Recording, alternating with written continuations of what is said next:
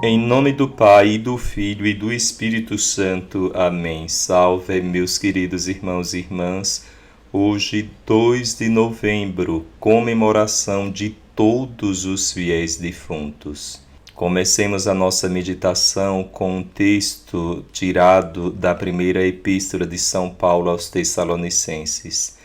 Irmãos, não queremos que ignoreis coisa alguma a respeito dos mortos, para que não vos entristeçais, como os outros homens que não têm esperança. Não ignoreis coisa alguma a respeito dos mortos. Sim, meus queridos irmãos e irmãs, hoje não é apenas um dia de tristeza, mas também um belo e grande dia, pois a terra é colocada entre o purgatório e o céu. O augusto mistério da comunhão dos santos manifesta-se em toda a sua amplitude.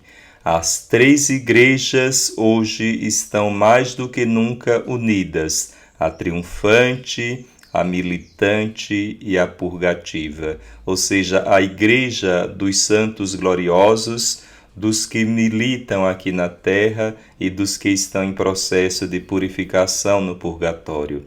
A fé nos ensina que existe um purgatório onde as faltas não expiadas podem reter ali aqueles que nos foram queridos, e é também pela fé que podemos ajudá-los. E é teologicamente certo que a libertação das almas do purgatório está mais ou menos em nossas mãos orantes. Todas as almas que estão no purgatório já estão salvas. Há apenas uma porta de saída do purgatório que é para o céu. Essas almas nada podem fazer para sair de lá senão esperar.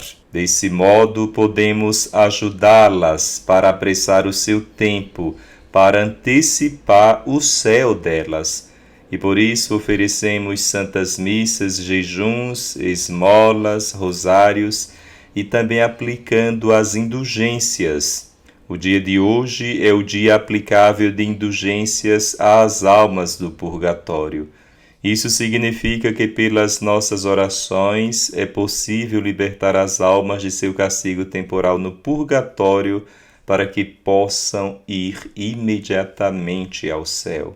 Os que morrem na graça e na amizade de Deus, mas não de todo purificados, embora seguros da sua salvação eterna, sofrem depois da morte uma purificação, a fim de obterem a santidade necessária para entrar na alegria do céu, nos diz o Catecismo da Igreja Católica. O purgatório é uma doutrina muitas vezes incompreendida na nossa Igreja. E poderíamos perguntar, o que é o purgatório? É o lugar que temos que ir para ser punidos por nossos pecados? É a maneira de Deus nos recuperar pelo mal que fizemos? É o resultado da ira de Deus? Nenhuma dessas perguntas responde à questão do purgatório. O purgatório nada mais é do que o amor ardente e purificador do nosso Deus em nossas vidas. Disse um padre um dia: quando alguém morre na graça de Deus, provavelmente não está 100% convertido e perfeito em todos os sentidos. O purgatório nada mais é do que a purificação final de todo apego remanescente ao pecado em nossas vidas. Por analogia, imagine que você tem um copo de água 100% pura. Esse copo representa o céu. Agora imagine que você deseja adicionar mais água nesse copo, mas tudo que você tem é água 99% pura. Isso representa a pessoa santa que morre apenas com alguns leves apegos ao pecado. Se você adicionar essa água ao seu copo, o copo agora terá pelo menos algumas impurezas na água, à medida que se mistura.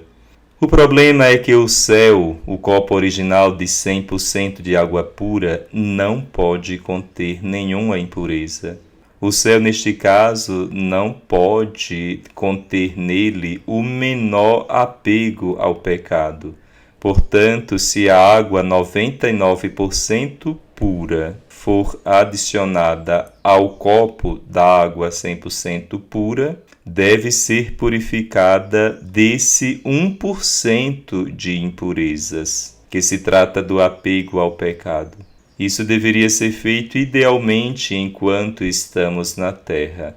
Este é o processo de se tornar santo. Mas nem sempre atingimos este objetivo aqui.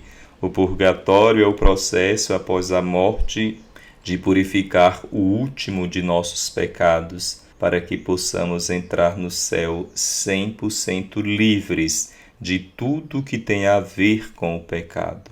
O purgatório é doloroso, mas é uma espécie de doce dor que precisamos e produz o resultado final de uma pessoa 100% em união com Deus. As almas do purgatório não estão vestidas com as vestes de bodas para poder ingressar purificadas no céu. A grande maioria dos mortais passará pelo purgatório. É uma grande misericórdia espiritual rezar pelos nossos irmãos defuntos. As almas que estão no purgatório são beneficiadas pelas nossas orações e sacrifícios, de modo que seu tempo aí é encurtado. Essas, quando chegarem ao céu, também se lembrarão de nós um dia. O Concílio de Trento, amparado pela autoridade das Sagradas Escrituras e pela constante tradição católica, definiu solenemente na 25ª sessão que não só existe o purgatório, mas também que as almas aí detidas podem ser ajudadas com os sufrágios dos fiéis e, sobretudo, com o adorável sacrifício da Santa Missa. A Igreja chama purgatório a purificação final dos eleitos, que é absolutamente distinta do castigo dos condenados. Nos diz o Catecismo que a tradição da Igreja, referindo-se a certos textos da Sagrada Escritura, fala de um fogo purificador. Pelo que diz respeito a certas faltas leves, diz o Catecismo, deve-se crer que existe antes do julgamento um fogo purificador, conforme afirma aquele que é a verdade, quando diz que se alguém proferir uma blasfêmia contra o Espírito Santo, isso não lhe será perdoado nem neste século, nem no século futuro.